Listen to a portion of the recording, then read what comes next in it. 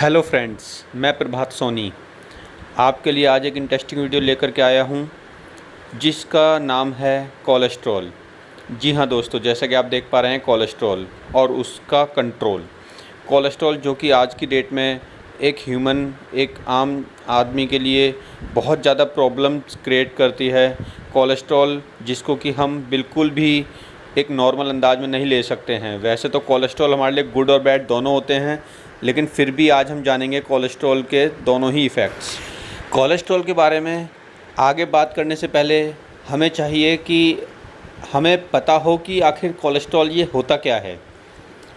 तो आज हम सबसे पहले जानेंगे कि कोलेस्ट्रॉल क्या होता है। कोलेस्ट्रॉल हमारी बॉडी के अंदर बनने वाला एक फैटी सब्सटेंस होता है, जो कि हमारी बॉडी खुद से एक फैटी सब्सटेंस बनाती है, जो कि हमारी बॉडी के डिफरेंट अलग अलग कामों के लिए, जैसे कि जो आप देख रहे हैं कि सेल्स बनाने के लिए या हार्मोन्स बनाने के लिए या बाइल एसिड्स बनाने के लिए या डिफरेंट विटामिन डी को बनाने के लिए इस सब्सटेंस का यूज़ होता है, जो हमारी बॉडी यूज़ करती है। तो जिस सब्सटेंस का यूज़ करके बॉडी इन सब चीज़ों को बनाती है, वही फैटी सब्सटेंस जो होता है वो हमारा कोलेस्ट्रॉल कहलाता है। और वो दो टाइप का होता है, HDL और LDL। इसी के बारे में हम आगे जानेंगे। दोस्तों, जैसा कि मैंने आपको बताया कि कोलेस्ट्रॉल दो टाइप के भी हैं, HDL और LDL, और एक तीसरा होता है VLDL। यहाँ पर हम बात करेंगे HDL और LDL दोनों के बारे में। तो जो LDL होता है वो हमारा लो डेंसिटी लाइपोप्रोटीन्स होता है, और जो HDL होता है वो हमारा हाई डेंसिटी लाइपोप्रोटीन्स होता है। बेसिकली जो हमारा LDL होता है ये हमारा बैड कोलेस्ट्रॉल में काउंट होता है, और ये हमारे लिए रिस्क तब हो जाता है जबकि इसका जो लेवल है वो बढ़ने लग जाता है। और जो HDL होता है वो हमारा गुड कोलेस्ट्रॉल कहलाता है, और ये हमारे लिए रिस्की तब हो जाता है जबकि इसका लेवल लो हो जाता है। तो इसलिए हमारे लिए LDL ज़्यादा घातक सिद्ध हो सकता है। मतलब आसान शब्दों में कहें दोस्तों कि हमारे खून की जांच की जो रिपोर्ट होती है उसमें LDL की मात्रा हमारी अनुमानित जो एक उसकी रेंज होती है उसके अंदर ही अंदर होनी चाहिए, उससे अधिक नहीं होनी चाहिए। क्योंकि अगर हमारी अनुमानित रेंज से ऊपर हमारी LDL की क्वांटिटी जाती है तो वो हमारे लिए नुकसानदायक हो सकती है। उसके हमारे बहुत सारे दुष्परिणाम हमारे शरीर को और हमें भुगतने पड़ सकते हैं। तो हमें LDL की मात्रा पे नियंत्रित रखना चाहिए। अगर वो बढ़ रही है तो हमें उस पर फिर आगे कुछ पॉइंट्स पे ध्यान देना चाहिए कि हम इसको कैसे घटा सकते हैं। दोस्तों, जैसा कि आप देख पा रहे हैं, हमारी जो अनुमानित मात्रा होती है कोलेस्ट्रॉल की, जो LDL और HDL जो कि गुड कोलेस्ट्रॉल होता है, LDL जो कि बैड कोलेस्ट्रॉल होता है, इन दोनों को मिला करके जो हमारी क्वांटिटी होनी चाहिए वो 200 से नीचे होनी चाहिए। लेकिन जो LDL है जो कि हमारे लिए बैड कोलेस्ट्रॉल होता है, उसकी जो क्वांटिटी है वो अगर 160 से ऊपर जाती है तो वो हाई में काउंट होती है। तो इसलिए उसकी क्वांटिटी हमारी 160 से नीचे होनी चाहिए। LDL की क्वांटिटी बढ़ना मतलब हाई कोलेस्ट्रॉल। जैसा कि आप इमेज में देख पा रहे हैं दोस्तों कि जो हमारी हाई कोलेस्ट्रॉल होता है, पहले लो कोलेस्ट्रॉल है पहली पिक्चर में, सेकंड पिक्चर में आपका जो फेज़ 2 है उसमें नॉर्मल आता है, फिर फेज़ 3 में आपका मॉडरेट आता है, जिसमें कि आपका जो LDL है वो उसकी कंसंट्रेशन आपकी जो ब्लड की जो आर्टरीज होती हैं, जो नसें होती हैं, उनके अंदर जो LDL की क्वांटिटी बढ़ती जा रही है। तो उसके अकॉर्डिंग फेज़ 1, फेज़ 2, फेज़ 3 जिसमें कि मॉडरेट हो गया, और फेज़ 4 जहाँ पर कि बिल्कुल हाई आपका LDL हो चुका है, जिसको कि हाई कोलेस्ट्रॉल कहते हैं, जिसमें कि आर्टरीज आपकी ऑलमोस्ट ब्लॉक हो चुकी हैं। ये आप इस इमेज में क्लियर देख सकते हैं। दोस्तों, हमने ये तो देख लिया कि LDL जब हमारा बढ़ता है तो जिसकी वजह से हमारा जो रीजन आता है हाई कोलेस्ट्रॉल का, तो हाई कोलेस्ट्रॉल जो होता है हमारा, लेकिन उसके पीछे कुछ ऐसे फूड्स होते हैं जिनको कि हम ज़्यादा इंटेक करते हैं, मतलब ज़्यादा हम उन फूड्स को खाते हैं जिसकी वजह से हमारा कोलेस्ट्रॉल हाई होता है। उन फूड्स में हमारे मोस्टली आते हैं confectionery items, bakery items, heavy जो फैटी मिल्क प्रोडक्ट्स होते हैं, या कोई फैटी मीट्स वगैरह जो हम खाते हैं, तो उन सब की वजह से हमारा कोलेस्ट्रॉल बहुत ज़्यादा हाई होता है, LDL बढ़ता है। लेकिन कुछ ऐसे फूड्स होते हैं जैसे कि ग्रीन वेजिटेबल्स, फ्रूट्स, नट्स, इन सबको हम बहुत कम लेते हैं, जिसकी वजह से कि हमारा फिर वही कोलेस्ट्रॉल लेवल हाई होने लग जाता है। लेकिन इन सब के साथ में कुछ हमारे अदर रीजन्स भी होते हैं, जैसे कि जेनेटिकल इफ़ेक्ट्स, या रेगुलर स्मोकर्स, या बहुत फिजिकली कम इन्वॉल्व होना, फिजिकली इनएक्टिव रहना, या कुछ ज़्यादा मेडिसिन लेना, इन सब की वजह से भी हमारा कोलेस्ट्रॉल हाई होता है, LDL हाई होता है।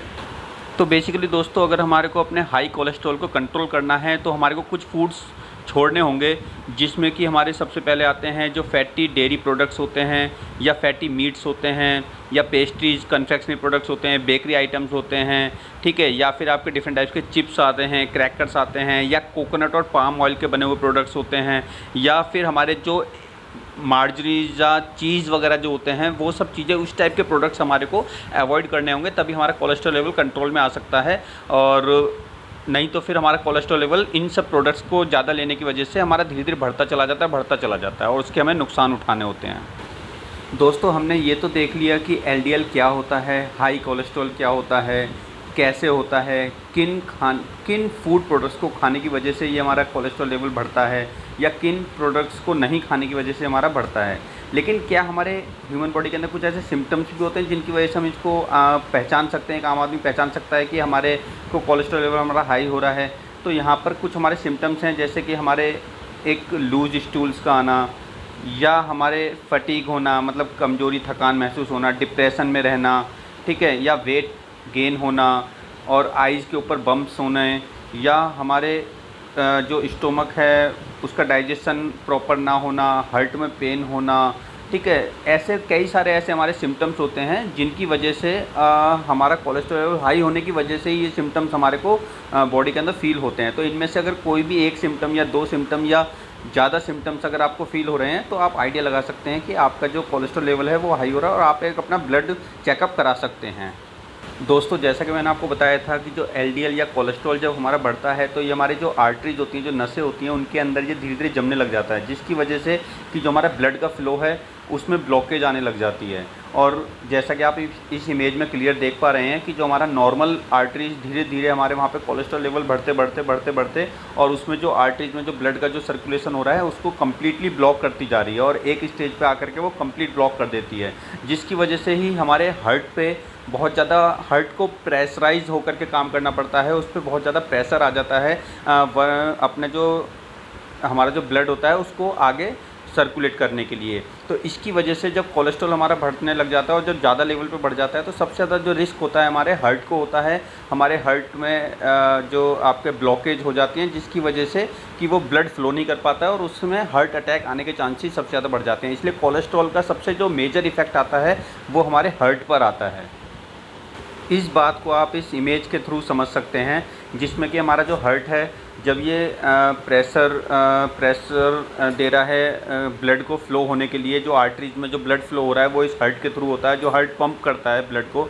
तो बेसिकली जब हमारे हार्ट के पंपिंग के थ्रू जब ब्लड जा रहा है आर्टरीज से, लेकिन जब हमारे कोलेस्ट्रॉल लेवल बढ़ने लग जाता है जिसकी वजह से जो हमारे आर्टरीज के अंदर जो डायमीटर है वो बहुत छोटा हो जाता है और बिल्कुल एक तरीके से ना के बराबर रह जाता है, तो उसके बाद में हार्ट को बहुत ज़्यादा एक्स्ट्रा प्रेशर देना पड़ता है ब्लड को पंप करने के लिए। तो जिसकी वजह से जब हार्ट को बहुत ज़्यादा प्रेशराइज होकर के काम करना पड़ता है और वो इतना ज़्यादा थक जाता है जिसकी वजह से कि हार्ट फेल हो जाता है या हार्ट में अटैक्स आ जाते हैं।